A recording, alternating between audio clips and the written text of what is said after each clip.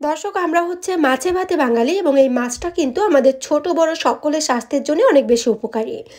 বাচ্চারা কিন্তু খুব একটা খাবার খেতে চায় না। তো অনেক বেবি আছে আবার যারা হচ্ছে মাছটা খুব পছন্দ করে। সো এই মাছটাকে যদি আমরা বিভিন্নভাবে বাচ্চাদেরকে করে খাওয়াই তাহলে দেখবেন বাচ্চারা কিন্তু খুব রুচি করে খাবারটি খাবে। তো আমার বেবি কিন্তু মাছ অনেক পছন্দ করে, তাই আমি চেষ্টা করি মাছ একেক দিন একেকভাবে ওকে করে খাওয়াতে। তো বিশেষ করে আজকে আমি মাছ দিয়ে ৩টা আলাদা আলাদা রেসিপি বানিয়ে দেখাবো, যে রেসিপি ৩টা আপনারা চাইলে কিন্তু ট্রাই করতে পারেন। আই হোপ যে আপনাদের বাচ্চারা অনেক বেশি পছন্দ করবে, তারা বোরিং হবে না এবং খুবই রুচি করে খাবারগুলো খাবে। তো প্রথম রেসিপির জন্য কাটা ছাড়া যে তেলাপিয়া মাছগুলো পাওয়া যায়, আমি চেষ্টা করেছি সেই মাছটাই নিয়ে নিতে। আপনারাও চেষ্টা করবেন কাটা ছাড়া, বিশেষ করে যেহেতু এটা বাচ্চাদের খাবার তাই যত কম কাটা থাকে সে টাইপ মাছ নিয়ে নিতে। তো আপনারা চাইলে কিন্তু মাগুর মাছ বা হচ্ছে শিং মাছ, পাঙ্গাস মাছ এই টাইপ মাছগুলো বাচ্চাদের জন্য নিতে পারেন। আর যদি মাছে কাটাও থাকে তাতেও কোনো প্রবলেম নেই, ভিডিওর মধ্যে আমি বলে দেবো যে মাছ থেকে আপনারা কীভাবে কাটাটা আলাদা করবেন। তো বাচ্চার বয়স বুঝে আপনারা চাইলে কিন্তু মাছের পরিমাণটা কম বা বেশি করে নিতে পারেন। সামান্য একটু লবণ এবং হলুদ নিয়ে তারপর মাছে আমি মাখিয়ে 10 মিনিট মতো মাছটাকে রেখে দেব। একটা ফ্রাই প্যানের মধ্যে অল্প একটু তেল দিয়ে তারপর মাছগুলোকে আমি হালকা করে ভেজে নিচ্ছি। ঢাকনা দিয়ে ঢেকে তারপর এপাশ ওপাশ উল্টে খুব ভালোভাবে আমি মাছগুলোকে ভেজে নিচ্ছি। মাছগুলো খুব ভালোভাবে ভাজা হয়ে গিয়েছে। এরপর অন্য একটা বাটিতে আমি নিয়ে নিচ্ছি 1/4 কাপ পরিমাণে মসুরের ডাল এবং 1/4 কাপ পরিমাণে ভাতের চাল। চাল আর ডালগুলোকে পানি পাল্টে পাল্টে বেশ কয়েকবার খুব ভালোভাবে ধুয়ে নিতে হবে। সবজি হিসেবে আমি নিয়েছি ঢেঁড়স। আপনি আপনাদের পছন্দ মতো বা বাচ্চার পছন্দ মতো অন্য যে কোনো সবজি নিয়ে নিতে পারেন। চুলো একটা প্যানের মধ্যে অল্প করে আমি ভেজিটেবল অয়েল দিয়ে দিচ্ছি। এরপর চাল ও ডালগুলোকে এখন আমি 2 থেকে 3 মিনিট টাইম নিয়ে খুব ভালোভাবে ভেজে নেব। চাল আর ডাল ভাজা হয়ে গেলে তার মধ্যে আমি অ্যাড করে নিচ্ছি ঢেঁড়সগুলোকে। আর ফাইনালি আমি বেশ কিছু মশলা ব্যবহার করব, যেমন হচ্ছে ধনিয়া, জিরা, হলুদ বা লবণ এগুলো। তো বাচ্চার বয়স যদি 1 বছরের কম হয়ে থাকে সেক্ষেত্রে আপনারা চাইলে কিন্তু লবণটা বাদ দিতে পারেন। আমি যখন 6 মাস পর থেকে আমার বেবিকে প্রথম খিচুড়ি রান্না করে খাওয়ানো শুরু করি তখন কোনো কিছুই দিতাম না, জাস্ট অল্প একটু চাল এবং ডাল নিয়ে বা গোলমরিচের গুঁড়া দিয়ে তারপর সেটাকে রান্না করে আমার বাচ্চাকে খাওয়াতাম। তারপর যখন তার বয়স 7 মাস প্লাস হয়ে গেল বা 8 মাসে পড়লো তখন থেকে আমি চেষ্টা করতাম যে কোনো একটা সবজি ইউজ করতে। আর মোটামুটি বলা যায় যে 10 মাস থেকে আমি ওকে চেষ্টা করতাম অল্প একটু মাছ দিয়ে তারপর খিচুড়িটা রান্না করে দিতে। তো বাচ্চা যদি হজমের কোনো প্রবলেম থেকে থাকে তো সেক্ষেত্রে আপনারা চাইলে কিন্তু 1 বছর পর থেকে বাচ্চাকে মাছের খিচুড়িটা রান্না করে দিতে পারবেন। 2 কাপ পরিমাণে পানি অ্যাড করে প্যানটাকে আমি ঢাকনা দিয়ে ঢেকে রেখে দিচ্ছি 10 থেকে 12 মিনিটের জন্য। কিছুক্ষণ আগে আমি যে মাছটাকে ভেজে রেখেছিলাম সেই মাছটাকে একটা চামচের সাহায্যে ছোট ছোট টুকরো করে ভেঙে নিচ্ছি। তো প্রায় 12 মিনিট পরে রান্না অনেকটাই হয়ে আসছে আর এ পর্যায়ে আমি মাছগুলোকে অ্যাড করে নেব। মাছটা অ্যাড করার পরে আরেকটু হালকা করে নাড়াচাড়া করে 6-7 মিনিটের জন্য এটাকে আমি ঢাকনা দিয়ে ঢেকে রেখে দেব। মানে পানি যখন অনেকটা একটু ড্রাই হয়ে আসবে সে পর্যায়ে আমি কিন্তু চুলার পাওয়ারটাকে অফ করে দেব। ফাইনালি আমি অ্যাড করে নিচ্ছি ঘি। ঘি দিলে আমার বাচ্চা খিচুড়িটা কিন্তু অনেক বেশি রুচি করে বা পছন্দ করে খায়। সো আপনারা চাইলে কিন্তু এটা অ্যাড করতে পারেন অথবা নাও করতে পারেন। বেবি যদি খুব ছোট হয়ে থাকে তো সেক্ষেত্রে আপনারা চাইলে কিন্তু এটাকে একটা হ্যান্ড ব্লেন্ডারের সাহায্যে হালকা করে ব্লেন্ড করে নিতে পারেন অথবা আরও একটু পাতলা রাখতে পারেন। আমার বাচ্চা যেহেতু বড় হয়ে গিয়েছে তো সেক্ষেত্রে আমি এটাকে একটু ড্রাই করে নিয়েছি। তো রেডি হয়ে গেল বাচ্চাদের জন্য খুবই পুষ্টিকর একটি মাছের খিচুড়ি রেসিপি। অনেক বেবি আছে যারা আসলে এমনিতে মাছ খেতে চায় না, তারা চাইলে কিন্তু বাচ্চাদের জন্য এভাবে মাছ দিয়ে খিচুড়িটা ট্রাই করে দেখতে পারেন। দর্শক, ছোট্ট একটা রিকোয়েস্ট, আমার ভিডিওগুলো যদি আপনাদের ভালো লাগে অথবা আমার চ্যানেলটা যদি আপনি নতুন হয়ে থাকেন তাহলে সেক্ষেত্রে প্লিজ অবশ্যই আমার চ্যানেলটিকে সাবস্ক্রাইব করে দিবেন। আর যারা আমার চ্যানেলটিকে অলরেডি সাবস্ক্রাইব করে রেখেছেন তাদেরকে অসংখ্য ধন্যবাদ।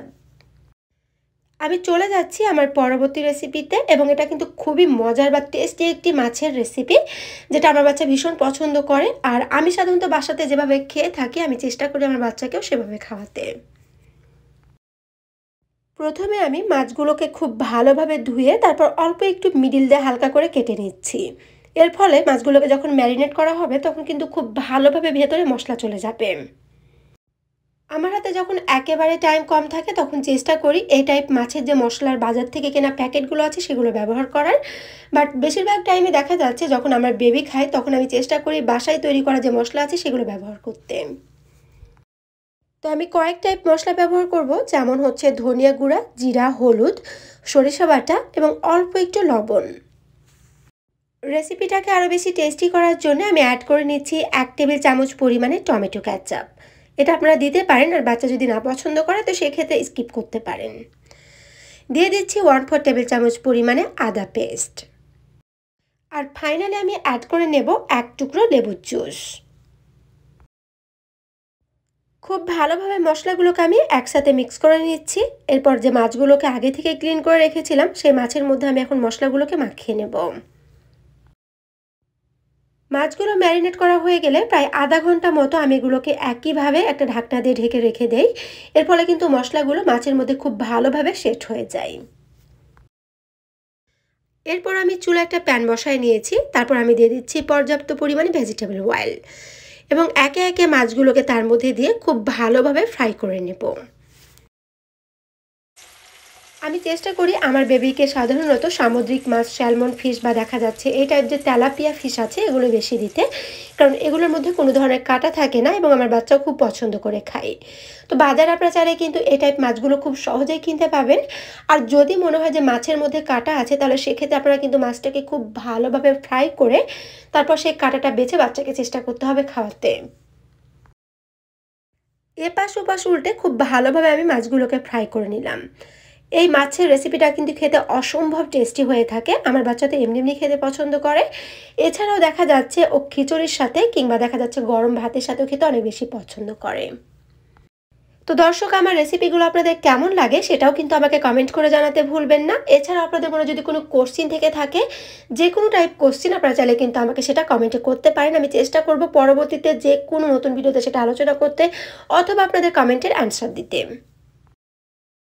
তো আমি চলে যাচ্ছি আমার ফাইনাল বা একেবারে লাস্ট রেসিপিতে।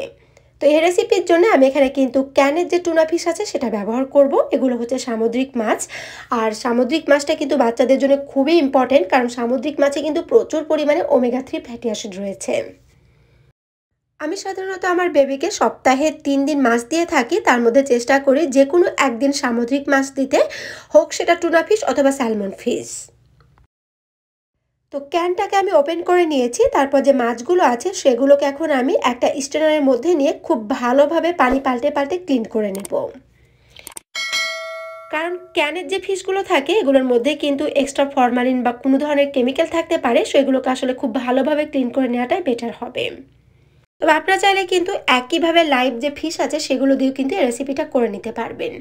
আমার কাছে ক্যানের ফিশটা অনেক বেশি ইজি হয়, যেহেতু এটাই খুব সহজলভ্য আমার জন্য। সো আমি চেষ্টা করি ক্যান ফিশটাই বেশি ইউজ করতে আজকের রেসিপির জন্যে। মাছগুলো থেকে আমি খুব ভালোভাবে হাত দিয়ে পানি চিপে ফেলে দিয়েছি যেন কোনো ধরনের পানি না থাকে।